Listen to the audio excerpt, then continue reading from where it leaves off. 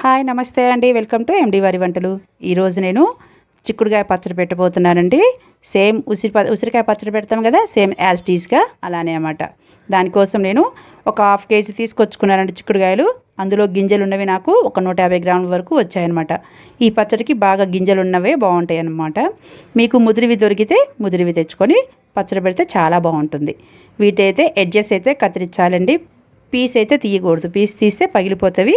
పచ్చడి అయితే చూడడానికి బాగోదు, టేస్ట్ కూడా బాగోదు. వీటిని అయితే ఇప్పుడు మనం ఫ్రై చేసుకోవాలి ఒక 5 మినిట్స్. దానికోసం ఒక బాండీలో ఆయిల్ పోసుకున్నాను డీప్ ఫ్రైకి.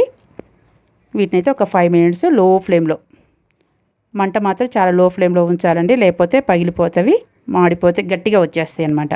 లో ఫ్లేమ్లో ఒక 5 మినిట్స్ అయితే వీటిని ఫ్రై చేసుకోవాలి. నా వీడియో చివరి వరకు చూడండి, చాలా బాగుంటుంది పచ్చడి. మీరు కూడా తప్పకుండా ట్రై చేయండి.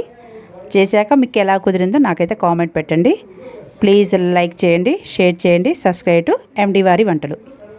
ఇప్పుడు మూత పెట్టేసుకొని అయితే మనం 5 మినిట్స్ వాటిని ఫ్రై చేసుకోవాలి.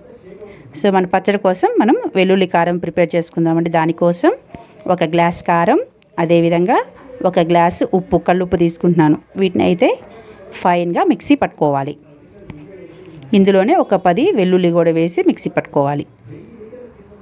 మన పచ్చడి కావాల్సిన కారం అయితే రెడీ అయిపోయింది కదా. ఇప్పుడు దీన్ని మనం పక్కన పెట్టేసుకుందాం. ఒక్కసారి ఇప్పుడు చిక్కుడుకాయ ఎంతవరకు ఫ్రై అయ్యాయో చూద్దామండి. చూసారా, కలర్ కూడా చేంజ్ అయ్యాయి కదా కొంచెం. ఒకసారి కొంచెం జాగ్రత్తగా కలుపుకోండి, లేదంటే పగిలిపోతాయి. మీకు ముదిరివి దొరికితే చాలా బెస్ట్ అండి, పచ్చడి కూడా చాలా బాగుంటాయి. అండ్ ఇంకా గింజ కూడా గట్టిగా ఉంటుంది ముదిరివి అయితే. ఇవి కొంచెం లేతవి, నాకు దొరకలేదండి ముదిరివి, అందుకని చెప్పేసి నేను ఉన్నవాటితో మీకు చూపిస్తున్నాను అనమాట. చూసారా, ఒక పక్క పీస్ తీసేయడం వల్ల పగిలిపోయింది. మళ్ళీ మూత పెట్టేసుకొని ఇంకొక 2 మినిట్స్ అయితే ఫ్రై చేసుకుందాం. ఇవైతే ఫ్రై అయిపోయాయి.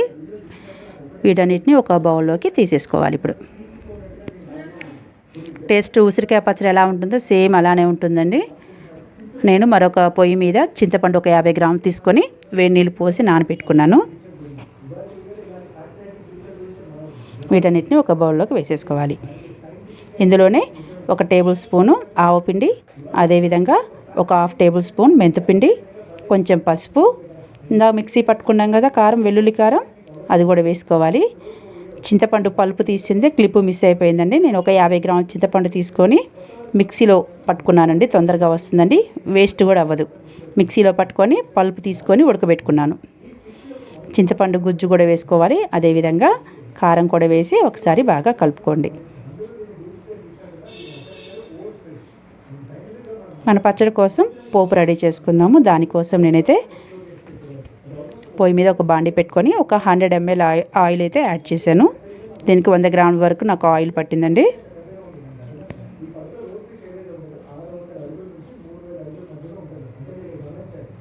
ఉసిరావకాయ ఎలా ఉంటుందో సేమ్ అదేవిధంగా చిక్కుడుకాయ పచ్చడి కూడా అలానే ఉంటుంది.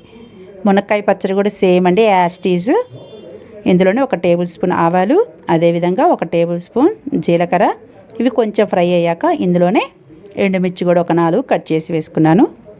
ఇవి కొంచెం ఫ్రై అయ్యాక కొంచెం ఇంగువ వేయడం వల్ల పోపుకి మంచి స్మెల్ వస్తుంది కదా. ప్రతి పచ్చళ్ళలో నేను ఇంగువ వేస్తానండి కంపల్సరీ. ఇదైతే పూర్తిగా మీ ఆప్షనల్, కానీ మంచి టేస్ట్ రావాలంటే ఇంగువ మాత్రం కంపల్సరీ వేయాలి. అదేవిధంగా కొంచెం కరివేపాకు కూడా వేసుకోవచ్చండి. ఇది ఆయిల్ చల్లారాక మాత్రమే వేయాలి. బాగా మరీ ఎక్కువ వేడి ఉందనుకోండి, వేడి మీద పోస్తే చూసారా ఎలా పొంగిపోయిందో. ఇంకా ఎక్కువ వేడి ఉంటే ఆ కారం అనేది మాడిపోతే ఆటోమేటిక్గా టేస్ట్ కూడా మారిపోతుంది కదా.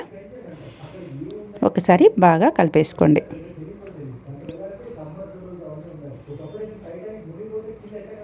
టేస్ట్ కొంచెం డిఫరెంట్గా బాగుంటుందండి. ఎందుకంటే చిక్కుడుకాయ పచ్చడి అంటే మీకు తెలిసే ఉంటుంది, లేదనుకోండి మీకు ఎలా వచ్చిందో నాకు కామెంట్ చేయండి. మరొక కొత్త రెసిపీతో మళ్ళీ